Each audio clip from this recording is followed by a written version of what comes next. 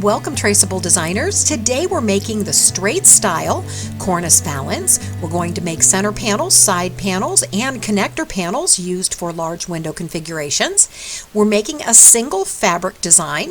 You will need your straight style valance design form from your Cornice Valance kit. This valance design form is used to make all panels, center panels, connector panels, and side panels. Valance side panels are made to include a no-sew rod pocket. The upper section of your design form indicates the unlined fabric area. The area below the lined fabric positioning marker is all fully lined. These panels are adjustable for length. It's a matter of personal preference. You can adjust the center panels or the side panels to the maximum length, or you can lengthen them beyond the maximum. You can also shorten the valance side panels. So it depends on your preference. If you like a large separation between your side panels and your center panels, or a little less separation, you can adjust the length easily for your panels. That can also be done after you've created the panel. The center connector panels will always be the same length as the side panels. That panel can also be adjusted as wide as needed, so you can use any of the center panel lines to make either the side panels or the center or the connector panels. So we'll begin by making the center valance panel. Use the design form to size your fabric. You're going to be using the center panel top edge as your top edge cut line. So you'll need a little fabric above that line and plenty of excess around the outside edges. You're using a folded fabric section to size. I'm making a small center panel, so I'm using the small line. And we're going to make the maximum length because we can always adjust that later on. So cut your fabric to size, making sure you have excess around the outside edges. Then just open the panel and iron it flat to get rid of any wrinkles. To prepare your fabric section, pull out your heat and bond fusible fabric backing included in your kit, and then you're going to position the glue side down, the paper side up, and you're going to cut that to size. So anything that you cut off, just put that aside to reserve for rod pockets. You want to have a little margin around your fabric so that you don't overlap onto the ironing board and fuse glue onto the ironing board. Now you are doing the heat and bond on the back side of your fabric, not the front, because you're adding lining. So we're going to start in the middle of the fabric and we're going to move outward. So you want no steam and you want a medium-high heat. You'll start with that setting to see how that goes. So you start in the center with a sweeping motion, always center out, and the reason for that is you don't want buckling. So take your time, fuse out to the side, keep your iron moving. You don't want to put it in one spot or you will create iron marks. So as you go, you'll fuse that down, and then once that's secured and completely cooled, then you can peel back your paper to expose the glue. So then just fold your paper and hang on to that. You will use that to protect your ironing board when you're doing your trim. So cut a piece of lining that is going to go on the back side to cover all of the glue. You want to cut it a couple inches beyond the edges in case it moves while you're fusing down. You make sure that everything is nice and covered. This takes a little while, starting in the center, same thing, sweeping motion out toward the side. Make sure it's completely adhering. You may need to raise your heat if you see that it's not working, depending upon the thickness of your lining. You don't want to overheat, but keep your iron moving until you've completely fused all of the lining to the back. Again, you can raise your heat if you need to. So you can see the glue coming through does change the color of the lining. Once your lining is secured, then you can fold your fabric section in half, and you want the lining side facing out. You do need to make sure you have a straight print if you do have a print on your fabric, so you can iron down the center to make a crease to check that. Then just simply pin your fabric to secure.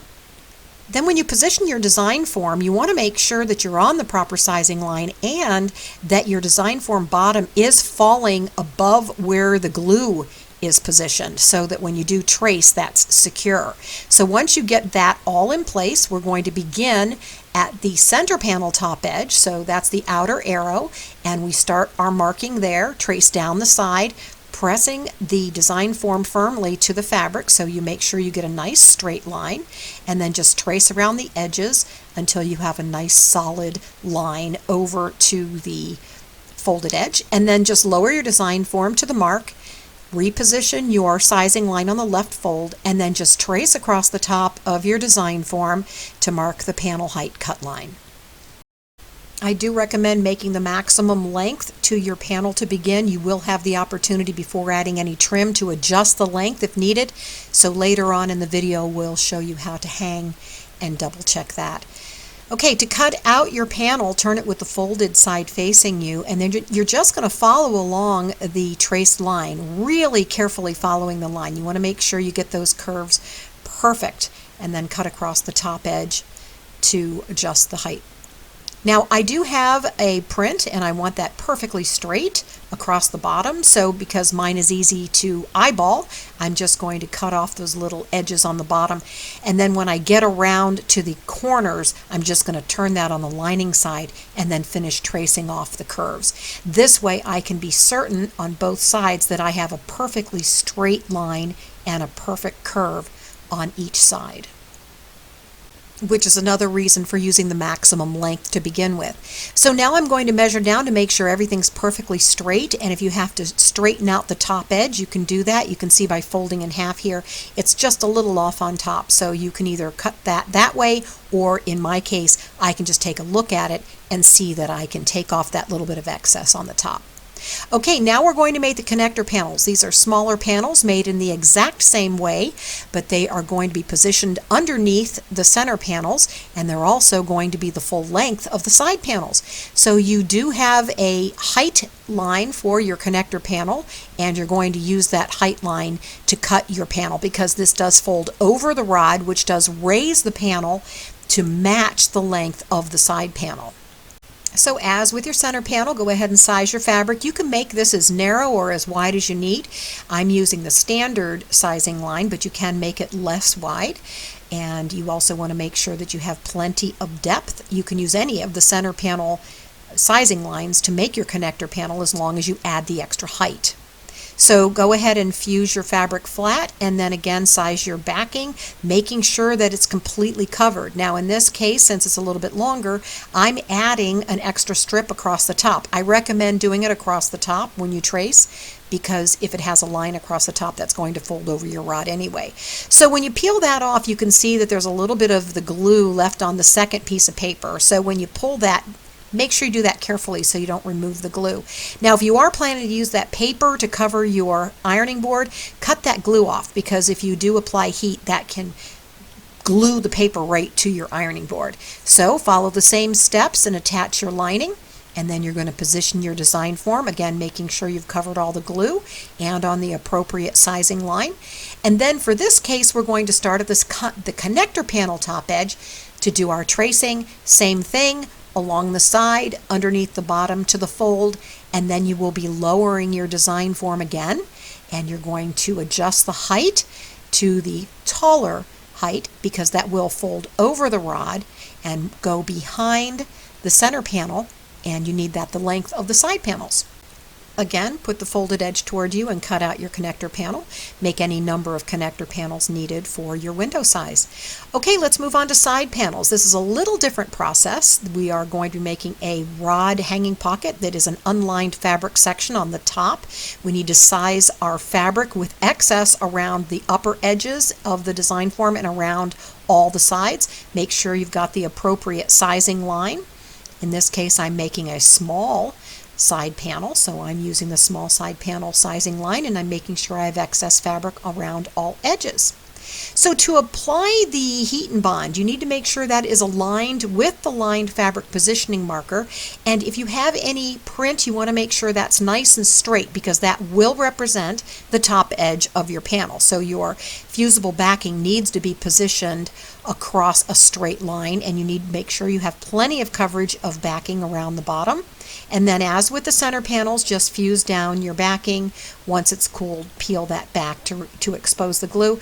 Now when you do your lining, make sure you have a nice straight edge on top, because you're going to line that right along the top edge of the glue, and you're going to make sure that that stays along the top edge of the glue as you're fusing. So start across the top on both sides, get that secured first, sweeping out toward the side, and then down to the bottom, and then complete your fusing.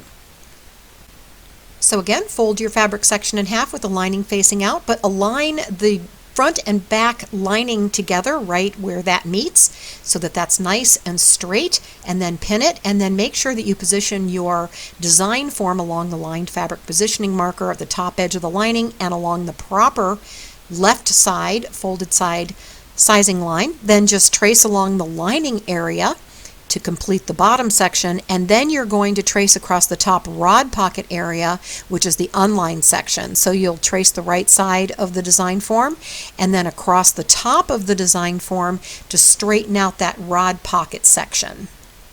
Then just turn the folded edge toward you, and then pressing down, you'll just cut out a very straight panel along the bottom, making sure you make a nice curve, very clean edge, and then all the way up the side and across the rod pocket area, and then you'll turn the panel toward you again, and then just complete the cutting across the top of the unlined section to mark off the rod pocket height cut line. This completed panel is going to be cut in half so that it can make two mirrored side panels. So once you finish that, you have two side panels that match, and then we're going to move on to making the rod hanging pocket. To make the rod pocket, just fold the upper unlined section in half, and then make sure that doesn't overlap onto the lining section. You want to leave a little space there. Then you cut two pieces of fusible backing to fit without overlapping onto the lining. You're just going to fuse that in place, making sure that you stay within the edges so that you don't overlap onto the ironing board. Then expose the glue by removing the paper, and then pull nice and tight and fold that across to make the rod pocket. Take your time fusing this down so that that will secure through all the layers. So once you're finished with both your rod pockets, you can pull out all of your panels. You have your side panels complete, your connector panels, and your center panels, and now we're going to look at our sizing and as far as our length is concerned. Remember, you are folding over top of the rod, and you can make a decision about your length at this point, and that's based on basically how the panels look once they're hung on the rod. So you'll slip your side panels on the rod, and then you'll fold your center panel over to take a look at the length. You can either keep the longer side panels with the separation, or you can do the adjustment now. So in order to make an adjustment, you just can mark off the bottom edge and reposition the design form, trace along the bottom, and then simply cut off the excess length to adjust the panels. Now with mine, since I have a print, I want that nice and straight, I'm going to just follow along with my print, and I'm going to do the first part would be on my side panels. I'm going to cut along the straight edge, and then I'm going to reposition the design form to retrace the curved edge. Of course, with the side panels, they must be done this way because you already have the rod pocket. So this makes a nice straight adjustment, and this will make a shorter rod or shorter side panel. Now the center panel or the connector panel also must be adjusted. You don't have to do anything with the curved edge. You just match the length that was removed by cutting across the top edge of the connector panels. Those are going to fold over the rod, and then they're going to match the length of your side panels. So you can only do this once you've made a decision about your length. Okay, now we're going to add edge trim, so measure that off, making sure you have a little bit of excess. I recommend a flat style movable trim, meaning one that will curve nicely around the edges. You can use a glue gun, you can use the fusing tape for the back edge of your trim. You can just add that by ironing that down, and then you can peel that off to expose the glue and then iron on your trim, or you can just cut strips yourself from the fusible backing and add those to the back of your trim. So once you've ironed that down, you can peel that off and then iron. In this case, I'm going to use the glue, the fusible glue, not a glue gun, but a tube glue. So remove any kind of uneven sides or edges. And then using the glue, you're going to do that in sections. You want to leave a little excess on the top for folding over your trim behind the back of the panel. And then be really careful because the glue will come out of the tube. You don't want to make a mess, and you don't want to certainly put your panels on top of glue that's on your paper. So do this in sections. Just squeeze a little piece along or a little strip along the edge of your panel. You can let that also get a little bit tacky, let it sit for 30 seconds or so before you attach your trim, and then just take your time. Just put your trim along the edge and position it. So while the glue is still a little bit wet, you can adjust it, make sure it's nice and straight. This is a really important aspect of how professional looking your panels will turn out. So as it's still wet, you can reposition it. You get a little on your fingers, but just be really careful with that. And then I usually like to stop before I get to the curved edge and do those separately, because that takes a little bit more holding of the trim, because it does have to adhere in a curve. So just do another section, hold down your trim, and just keep double checking it. It's a really easy way to add your trim to your panels. They're nice and stiff, so this holds nicely on the edges. So just follow along, repositioning the trim until you get around the entire edge, all around the corners, and you've checked your curves. And then you'll go up the other side and then across the right side, and then across the top you're going to snip off your little piece of trim there, and then just put about 1 inch of trim behind your panel. Hold that down and secure it. Then of course follow the same process for your center panels. Finish your center panels and then move on to your side panels. With the side panels, you do the curved side first, then snip that off, and then use a separate piece along the wall edge, which is the straight edge. This way your trim doesn't show when it's buckled up against the wall where you can see behind. So just fold that underneath on the outside edges and secure it. Okay, your final step, you're going to use Velcro to add to the back of the panels. You have hard and soft side Velcro. Soft side goes on the back of the center and connector panels. You will need to attach a 1-inch strip of fusible backing to the back of your lining. You need this so that you have the glue for the sticky back Velcro to adhere to, otherwise it will not last long term. When you do remove the paper from the back of your Velcro, it will stick immediately. So you want to be very careful and take your time with this process. Don't let your panel buckle, because you won't be able to remove that Velcro once you have stuck it to the back of your panel. So do this in sections, slowly moving along. If you do need to cut the Velcro because you have caused a buckle, go ahead and cut that, and then just do it in sections, but don't allow that to pull and bend the panel, because it won't be able to get straightened out. It'll just literally hold that way. So you add the soft side to the back of your center panels, and then that's going to fold over your side panels. So we are going to add hard side Velcro to both of your side panels. So you will use another 1-inch piece of fusible backing to adhere to the back of the rod pocket area, and then you'll cut the pieces of the hard side Velcro to add to the curved side, or the inside where the center panel will fold over the rod and cover the side panel. For the connector panels, you're going to add both hard and soft side. So you put the soft side on the back lining side, and then because that is going to actually cover the Velcro on the rod, you're going to have to add the hard side Velcro to the outside edges of your connector panels. So you'll follow the same process, adding the fusible backing and then the hard side Velcro, so that you've got hard side Velcro exposed on the back of the rod where the fabric from the connector panel is covering. And then all your panels will be held securely in place. To prepare your rod, you're using a 2.5-inch wide pocket curtain rod. You can use 1-inch Velcro or 2-inch Velcro. You're using the hard side. The 2-inch fits right inside of the panel, and you would space those out across there. Or you can cut sections of the 1-inch hard side Velcro to make sure that it fits underneath the lip on the top and the bottom of your rod. So you make sure that you space those out, and you want to make sure that when the panels cover, they're going to touch the Velcro. Just avoid covering your split or your break in the rod, or it won't move. So when you attach your panels to or hang your panels on the rod, you want to make sure the straight side of the side panels are against the wall, and you can see when the center panel folds over the side panel, the Velcro from the side panels and from the back of the rod hold those securely in place. Now when you're doing your connector panels, same thing. This will all go up on the window. You will have your connector panel between your side panels, and then of course when those fold over, they secure to the back of the rod and the back of the Velcro on your connector panels. Initially your panels can pop out a little bit, so to prevent that, just go ahead and fold over the top and iron that down so they hang nice and straight, and then you'll just layer your panels on your rod, and you can adjust them as needed. Create any number of center and connector panels to fit your window, and you can adjust length and width. Thank you for joining me, Traceable Designers, and remember, you can always make your mark with Traceable Designer.